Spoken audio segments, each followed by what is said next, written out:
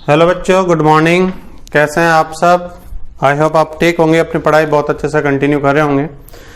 तो अपन ने पिछली क्लास में बात कर लिया था वैल्यू ऑफ कोगुलेशन की, मेथड्स ऑफ कोगुलेशन की बात अपन ने कर ली थी।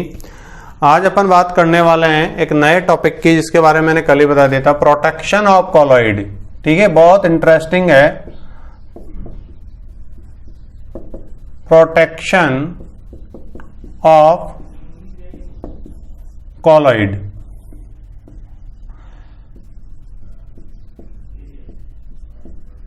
कॉलॉइडी विलियनों का रक्षण। भैया प्रोटेक्शन की जरूरत सबको पड़ती है। ठीक है, समाज में अपन को भी प्रोटेक्शन की जरूरत पड़ती है, तो अपन किसके पास जाते हैं? पुलिस के पास जाते हैं। ठीक है, तो इसी तरह से कॉलॉइडल सॉल्यूशन को जैसा है वैसा ही बना रहे, इसके लिए प्रोटेक्शन की जरूरत होती है। अब हमें प्रोटेक्शन कौन देता है? पुलिस। कॉलॉइडी विलेन को भी प्रोटेक्शन देने के लिए पुलिस आएगी क्या? नहीं। इसका मतलब जाहिर सी बात है, कोई ना कोई ऐसी टेक्निक लगाएंगे जिससे कॉलॉइडी विलेन पर आने वाला खतरा वो खुद अपने ऊपर ले ले। जो भी हमारा जैसे बॉडीगार्ड होता है, आपने देखा होगा बॉडीगार्ड क्या करता है। आपका बॉडीगार्ड है, कोई भी आपको कोई खतरा पहुंचाना चाहता है तो पहले वो भिड़ेगा। अगर वो खत्म हो जाता है तो आपके ऊपर खतरा आएगा, वरना आप सेफ हो। जैसे बारिश आ रही है, बारिश आने पे आपने क्या किया? अपने आपको प्रोटेक्ट करने के लिए क्या कर लिया? आपने छाता ओढ़ लिया। ठीक है, तो क्या हुआ? बारिश पहले किससे टकरा रही है? छाते से। हाँ, अगर वो खराब हो जाता है, उसमें छेद हो जाते हैं या बहुत ज्यादा बारिश आ जाती है, गीला हो जाता है, तो फिर आप पे खतरा है। तो अपन क्या करते हैं, कुछ ऐसा मैकेनिज्म अपने दिमाग में सोचते हैं कि हमने जो कॉलॉइडल सॉल्यूशन बनाया है, ठीक है, उसको वैसा वैसा बनाए रखने के लिए कोई ना कोई तरीका निकल जाए। अब पहले तो सवाल ये आता है कि कॉलॉइडल सॉल्यूशन दो तरीके के हमने देखे स्टार्टिंग से। पहला देखा लियोफिलिक, दूसरा देखा हमने लियोफोबिक। क्या देखा? लियोफिलिक, लियोफोबिक।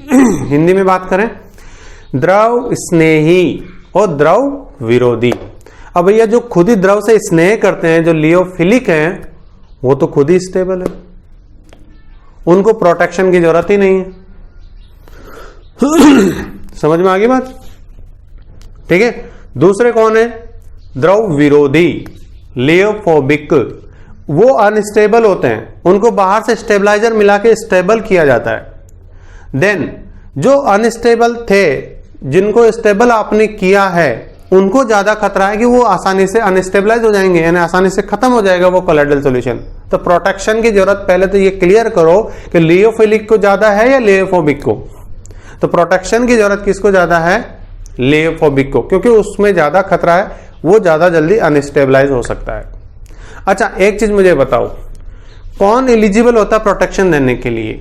हर कहीं पे देख लीजिए आप, जिसके पास खुद की प्रोटेक्शन करने के अलावा एक्स्ट्रा कैपेसिटी हो। इन जनरल बात कर रहा हूं मैं आपसे। देखो, टॉपिक को जब तक आप जनरल लाइफ से जोड़ोगे ना, तभी जाके मतलब आपको वो ऐसा याद होगा कि फिर भूलोगे नहीं, वरना रट्टा मारो आगे बढ़ो, वो तो सिद्धांत चलता ही। तो देखो, पर बात करते हैं जनरली। जैसे मैंने आपसे एक छोटी सी बात की कि बॉडीगार्ड कौन बनता है? जिसके पास इतनी हिम्मत हो, इतनी पावर हो, इतनी शक्ति हो, इतना सामर्थ्य हो, इतना बल हो कि वो खुद की तो रक्षा कर ही लेगा, परंतु आपकी भी रक्षा करे। ठीक है, ऐसा बॉडीगार्ड तो आप लोगे नहीं कि उसको खुद को सेफ्टी की जरूरत पड़ जाए, रक्षा की जरूरत पड़ जाए। तो यहां भी है ना, देखो, ऐसा कॉलॉइड प्रोटेक्टिव कॉलॉइड हो सकता है जिसकी स्टेबिलिटी काफी अच्छी हो, जो खुद स्टेबल हो और दूसरे को भी स्टेबिलिटी प्रोवाइड कर सकता है। और ऐसा जो गुण है, ऐसा जो फीचर है, वो किस में नजर आता है आपको? लियोफिलिक में। लियोफोबिक को तो खुद को जरूरत है भैया। तो इसका मतलब सिंपल सी बात यहां पे ये हुई दोस्तों कि लियोफिलिक कॉलॉइडल सॉल्यूशन जो है ना, वो क्या करेगा? प्रोटेक्शन करेगा, प्रोटेक्शन देगा भाई। किसको देगा? जिसको जरूरत है, लियोफोबिक को। और यही इस टॉपिक के अंदर बताया गया है। ठीक, तो टॉपिक शुरू और खत्म हो गया, बट अपन इसको सिस्टमेटिक वे में पढ़ते हैं, लिखते हैं। बाकी मेन टॉपिक का कंक्लूजन यही है कि लियोफिलिक को अपन क्या करेंगे? यूज करेंगे यहां पर एज ए प्रोटेक्टिव कॉलॉइड। किसके लिए? लियोफोबिक के लिए। ठीक है। वो आपके सारे क्वेश्चन क्लियर हो गए होंगे कि वाई लियोफिलिक गिव्स प्रोटेक्शन, क्यों वो प्रोटेक्शन देता है। वाई लियोफोबिक रिक्वायर्ड प्रोटेक्शन, क्यों उसकी प्रोटेक्शन की आवश्यकता है उसको। ये सारे क्वेश्चन मैंने आपके क्लियर कर दिए बातचीत के जरिए। तो चलिए अपन टॉपिक को कंटिन्यू करते हैं। प्रोटेक्शन ऑफ कोलॉइडी विलेनों का रक्षण, ठीक है। पहला पॉइंट इसके बारे में, when electrolytes added to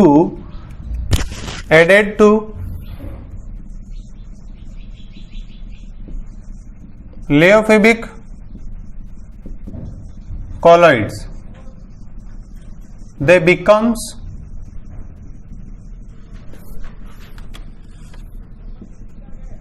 unstable due to coagulation. और कोगुलेशन के बारे में कल ही पढ़ा है।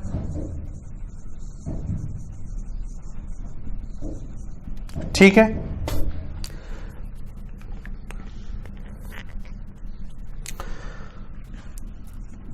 But if some amount of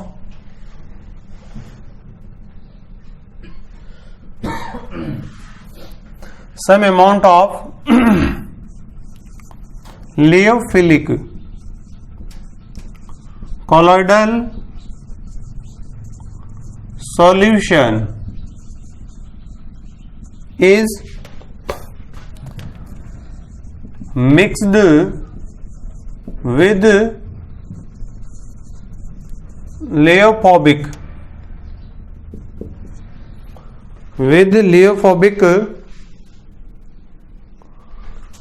colloidal solution,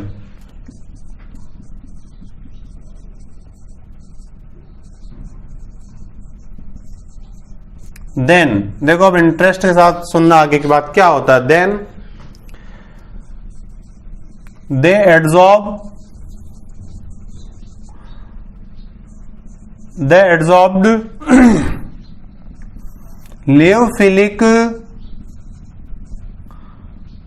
Leophilic colloidal solution on their surface। ठीक है, होता क्या है बच्चों, जैसे मान लीजिए ये आपका लेओफोबिक कॉलॉइड है। कौन है? लेओफोबिक कॉलॉइड है, उसका एक पार्टिकल है डीपी का। ठीक है, दिखाई तो दे रहा ना आपको? हाँ, लेओफोबिक कॉलॉइड जो है उसका पार्टिकल है। इसके अंदर जैसे आपने लेओफिलिक को मिलाया तो लेओफिलिक तो क्या भैया एज ए बॉडीगार्ड काम करेगा। तो वो किस तरीके से एक्ट करेगा, मेन जो असली बात है यहां पर वो ये है कि यहां पर अपनी सरफेस पे ये एक एनवलप डेवलप कर लेगा। कौन? लेओफोबिक। मतलब लेओफोबिक जो है वो कोलॉइडल सॉल्यूशन अपने डीपी के जो पार्टिकल है वो क्या करेंगे, लेओफिलिक को अपने ऊपर चारों तरफ अधिशोषित कर लेंगे। अधिशोषित करने का मतलब हो गया एड्सॉर्ब कर लिया। दो टर्म होती है, अवशोषित, अधिशोषित, दोनों में फर्क है। अवशोषित का मतलब जैसे रुई है, रुई ने पानी का क्या कर लिया, अवशोषण कर लिया, अंदर तक चला गया, वो बात अलग है। ठीक है, इंग्लिश में बात करें तो एब्जॉर्प्शन जिसको बोलते हैं, अवशोषण करना है नहीं, एब्जॉर्प्शन, ए बी आता है, ध्यान रखें मैंने ए डी लिखा है यहाँ पर। ठीक है, जैसे रसगुल्ला होता है, चाशनी का क्या करता है, पूरा पूरा अवशोषण कर लेता है। बट अगर जैसे मान लो कोई लोहे का गेट उस पर आपने पेंट किया तो ये अंदर तक नहीं गया पेंट, आप उसको वापस हटाओगे तो हट जाएगा। जैसे मैंने लिखा हुआ मिटाऊंगा मिट जाएगा, तो ये इंक का यहाँ पर क्या हुआ, एड्सॉर्प्शन हुआ है, एब्जॉर्प्शन नहीं हुआ। ठीक है ना, तो जो लेओफिलिक है उसका एड्सॉर्प्शन हो जाता है, द्रव स्नेही का अधिशोषण हो जाता है। ठीक है, अधिशोषण होता है और किसकी सतह पर होता है, लेओफोबिक यानी द्रव विरोधी के ऊपर। समझ में आ गई बात? जैसे मान लीजिए आपको पूरा पैक कर दिया जाए एक प्लास्टिक के अंदर, तो आपके चारों ओर एक प्लास्टिक का एनवलप डेवलप हो चुका है। अब पानी जो भी आएगा, बारिश जो भी आएगी वो उससे टकराती रहेगी। तो ठीक यहां पर क्या होता है कि लेओफोबिक के ऊपर लियोफिलिक जो है अपना एक एनवलप बना देता है, ठीक है। उससे क्या फर्क पड़ता है कि जब इलेक्ट्रोलाइट मिलाए जाएंगे जिनकी वजह से ये अनस्टेबल होगा, तो पहले इलेक्ट्रोलाइट से जो प्राप्त आयन होगा, चाहे वो कैटायन हो चाहे वो एनायन हो, सीधा आके किससे टकराएगा? लियोफिलिक से। और लियोफिलिक पहले अपनी कुर्बानी देगा, ठीक है। न्यूट्रलाइज पहले वो खुद होगा और इतने में उस आयन के चार्ज को वो न्यूट्रलाइज करके खत्म कर देगा, ठीक है। तो ये सेप बचाएगा कौन? लियोफोबिक, यानी लियोफोबिक तक तो बात ही नहीं आएगी। तो इस तरीके से यहां पर लियोफोबिक को प्रोटेक्शन दी जा रही है लियोफिलिक के द्वारा, ठीक है। अपने ऊपर एक एनवलप डेवलप कर लिया जाता है और इसे अपन क्या कहते हैं? प्रोटेक्शन ऑफ कॉलॉइड कहते हैं, ठीक है। तो आगे अपन कंटिन्यू लिखते हैं। They absorb the air on the surface. Due to this,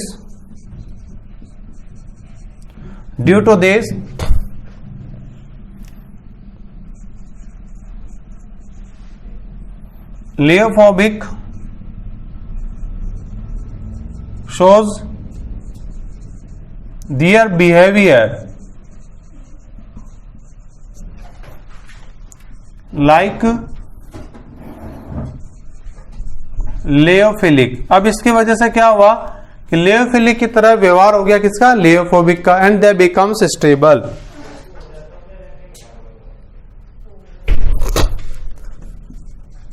and becomes more stable. Stable इधर दिखेगा नहीं आपको, इधर लिख देता हूं। Becomes more stable. This is called protection of colloid. इसे ही कोलॉइडों का रक्षण कहते हैं, इति सिद्धम। ठीक, समझ में आ गई बात?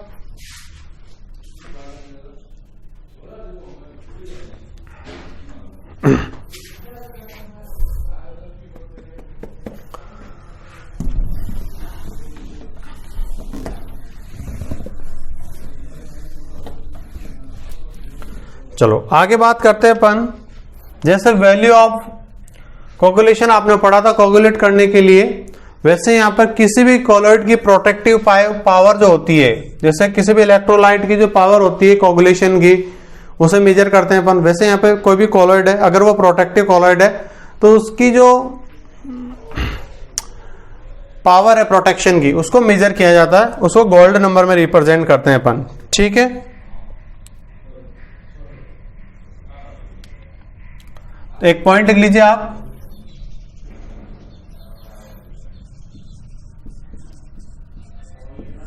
Protection power,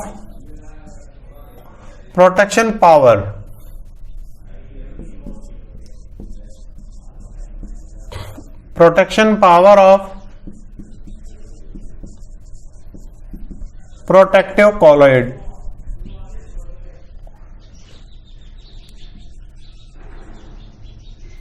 measured in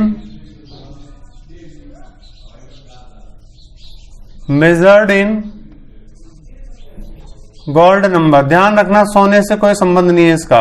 gold number, इसको हिंदी में बोलते हैं स्वर्ण संख्या, मगर इसका गोल्ड से कोई मतलब नहीं है। अब गोल्ड नंबर क्या होता है, इसकी डेफिनेशन आती है,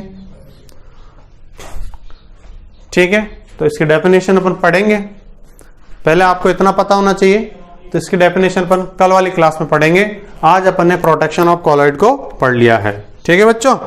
थैंक यू सो मच, बने रहिए तब तक क्लासेस में। Thank you.